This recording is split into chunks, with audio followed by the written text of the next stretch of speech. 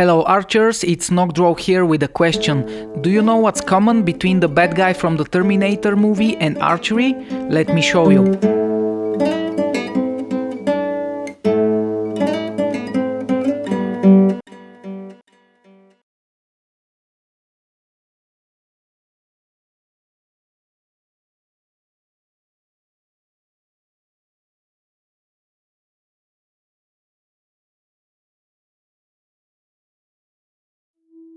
In my arrow maintenance video, I mentioned that I don't like the destructive part of our hobby. One bad shot and you can break parts of your equipment.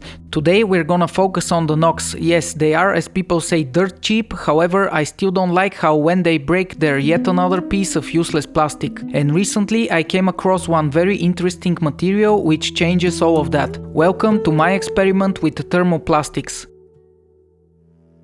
Thermoplastic, also known as thermosoftening plastic, is a polymer that when heated becomes very soft and moldable, and when it cools down it becomes solid. It is heavily used in crafting and also cosplay to make costumes and props. There are different brand names, the most popular ones are Warbois and GSW Thermoart. They have their differences but overall follow the main thermoplastic properties. Thermoplastics are sold in sheets and resemble and feel like thick paper or cardboard on first glance.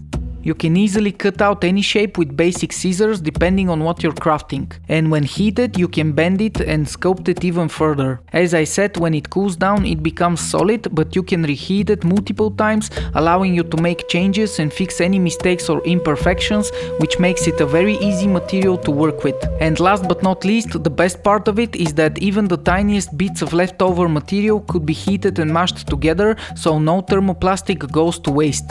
All of this led me to experiment in making my own arrow accessories, starting with the Arrow Nox. All you need of course is a sheet of thermoplastic or some leftovers, a heat gun and the patience to sculpt your own shapes. Right off the bat I realized that I have to make overknocks that go over the arrow shaft, because when you shape the thermoplastic to be 6 mm in diameter to fit inside the standard shaft, it's not sturdy enough to hold, and when you knock an arrow it introduces some wobble which could be dangerous.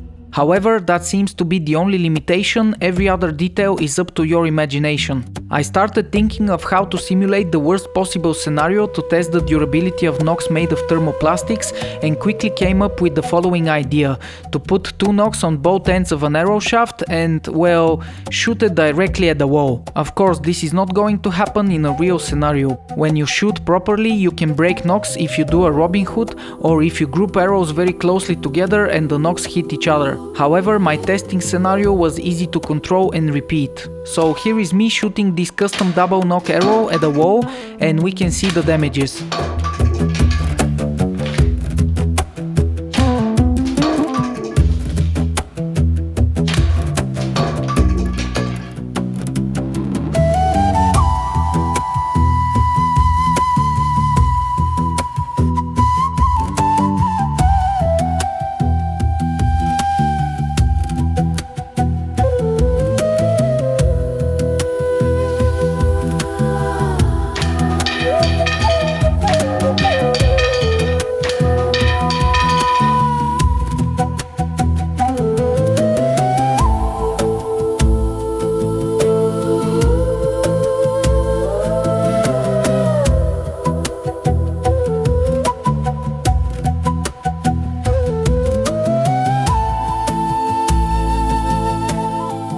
The Nox get completely destroyed in both of my attempts.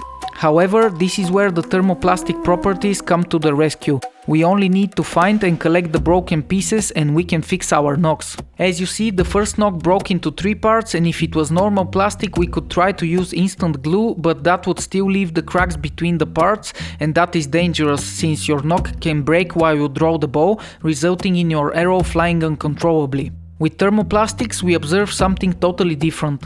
We start by heating the parts with the heat gun, and of course be careful to not burn your hands. What I noticed is that the thermoplastic material doesn't need that high of a temperature, but rather to transfer enough heat throughout the material to become soft enough to shape freely. Another interesting property is that it seems to stick more to itself and less to other materials, which allows us to make as many changes as we want and not for it to stick permanently to the arrow shafts. So after heating the broken parts, all it takes is a bit of pressure and going over the cracks, and the parts stick together as if they were never broken.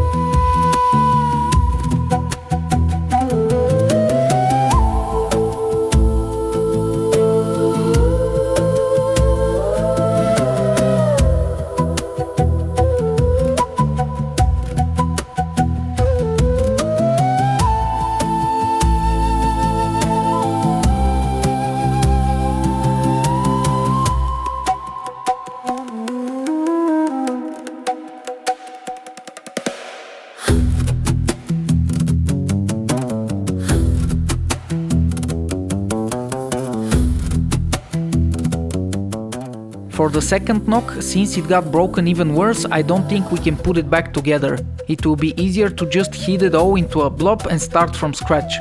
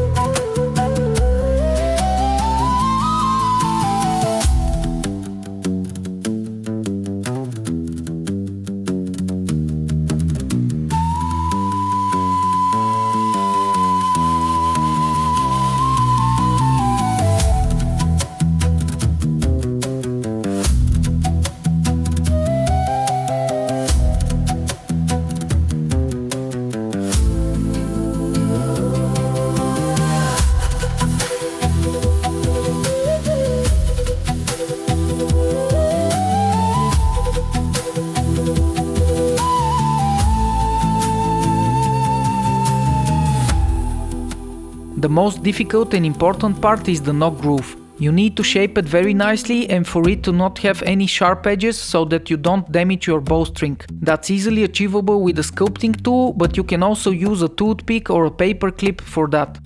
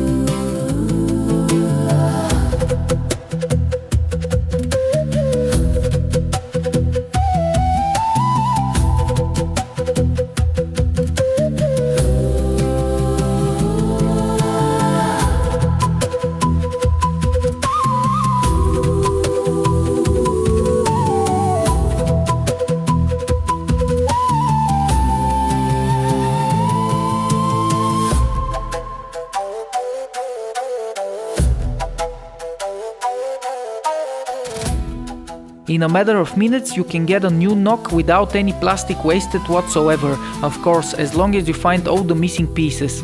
It is absolutely viable. With enough patience to sculpt, you can make your own custom shapes however you like them, with the only limitation that they need to be overnocks. But as you can see, you can make a perfect Nock fit for your bowstring.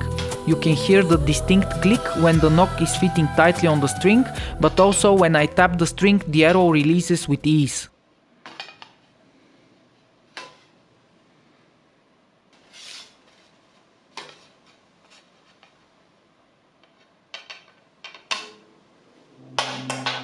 Overall, I am very happy with the results. Nocks are not expensive, you can also 3D print your own shapes. If you make your own wooden arrows, you can just make a simple cutout for a Nock, but I wanted to test if it's possible to have Nocks that could be repaired, and with thermoplastics it is. But wait, why stop at Nocks? After the success of the first experiment, some additional creativity kicked in. Can we make arrow tips? Well, we can, but what are the limits? Let's find out. I made 3 different arrow tips for testing. On top of all, since I bought a grey covered thermoplastic, it made the tips look like stone, very primal and suiting for the handmade theme. So the first one is very basic, just a rounded tip. The other one is a simple broadhead. The downside is that if you make the ends too thin, they are sharp to cut, but they are not strong enough. The third one is a double tipped arrow like a snake's tongue or the devil's tail. Let's put them all to the test. I first decided to check out their basic penetration and see the holes they make.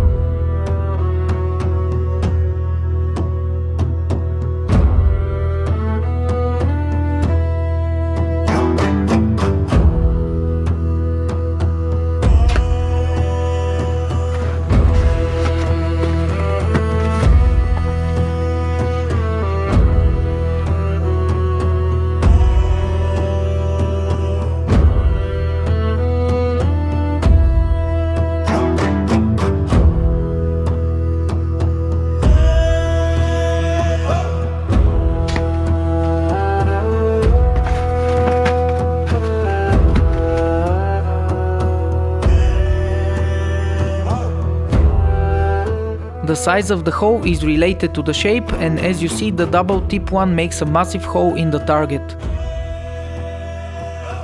Next, I decided to test them against a soda can.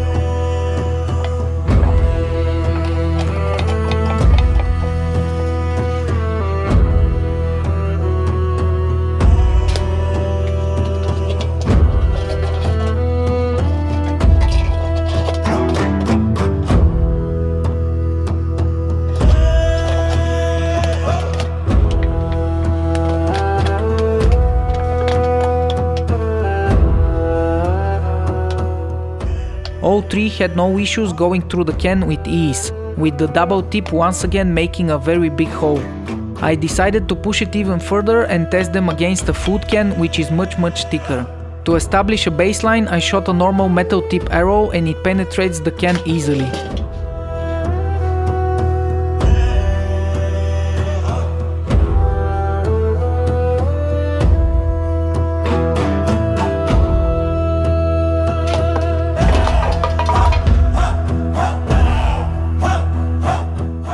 When I did the same test with the basic arrow tip, we see that unfortunately it's not able to break the can. The tip got bent, however, once again we can rely on the nice properties of the thermoplastic and we can easily repair the tip even with a lighter. You don't really need an open flame, all you need is a source of heat and you can repair your tips and nocks even outdoors.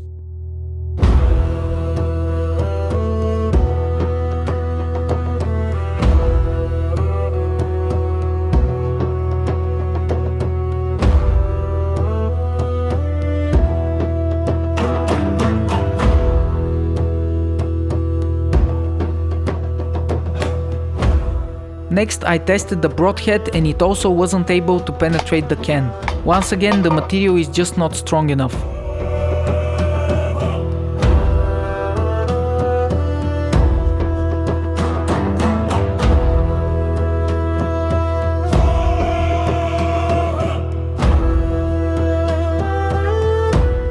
And finally the double tip arrowhead also didn't break the can, but man does it pack a punch.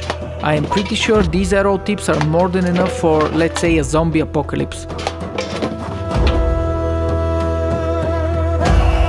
So overall, I guess I reached the limits of this material in terms of impact. However, it led to some very fun experimental archery, and the best part again, if the tip or nock breaks or cracks, you only need some heat and they're good as new. Thank you for watching, I hope you found these experiments fun and useful. If you did, please support the channel and let me know if you have any similar ideas how to make archery more sustainable and customizable. And as always, stay on target and I'll catch you in the next one.